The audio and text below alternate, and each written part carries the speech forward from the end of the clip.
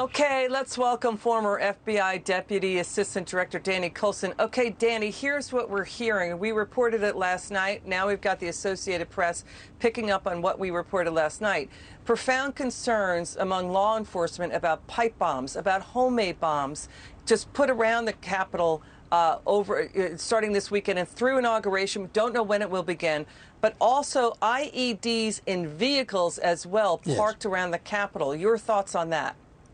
Well, anytime you plan for a public event, you plan for that. I did it, many public events I have done.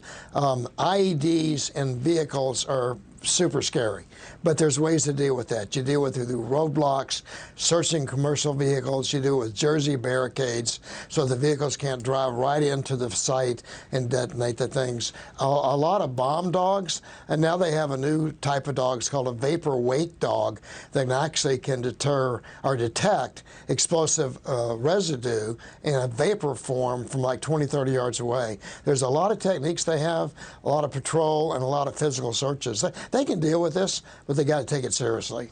Yep. But Danny, they have yet to catch that guy we're showing in a split screen right on camera. You could see him planting a pipe bomb at the DNC and RNC headquarters. Bomb squad successfully detonated that. Okay, we've got all 50 state capitals, the FBI warning them they could see extremist groups marching coming this weekend. Are the state capitals ready? What do you think? I don't think they are. A lot of them are definitely not ready because of the governors. The governors set the tone here. I know that in the state of Washington, the governor has decided that they can't use non-lethal force. They can't use pepper spray. They can't use tear gas. They need to take this seriously. We don't need, Liz, to live in a Mad Max world where if you have power, you dominate people, and you dominate our government. We can't have that. Stability is very important. We got together at the dawn of time for security reasons. We didn't get together for welfare or to have a caveman band. We got together for security, and we're failing at that right now. We failed at it for 100 days in Portland. We failed at it at the Capitol. We need to get our act together and take this seriously and prosecute those individuals who foment this type of really revolutionary type activity. Yeah, there's 25 terrorism cases brought, 170 suspects and more coming in. There's a deep concern among law enforcement. We've talking to our sources.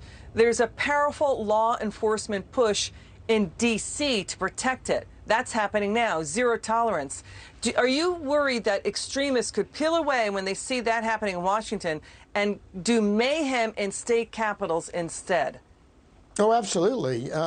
You go to the easiest target. And one thing to keep in mind is that our society spawned Tim McVeigh at a time where there wasn't that much conflict. Now we have a lot of conflict. What's that going to spawn for us? Law enforcement needs to be extremely watchful. The FBI, I think, is doing a really good job getting notices out and warnings out, but they got to take it seriously, and we need to ramp it up. Our intelligence gathering capability inside the country is more important than outside the country right now. Danny, which state capitals are you worried about? Oh, definitely Washington. They've had terrible problems up there. I'm worried about Portland.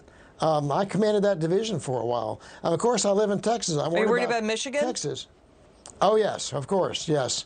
Well, we know they focused on the governor there. They're going to kidnap her. So I would think that the strongest possible presence, plus her security detail needs to get way ramped up. We don't need to have her injured or kidnapped or attacked even. So, yeah, Michigan's a huge one.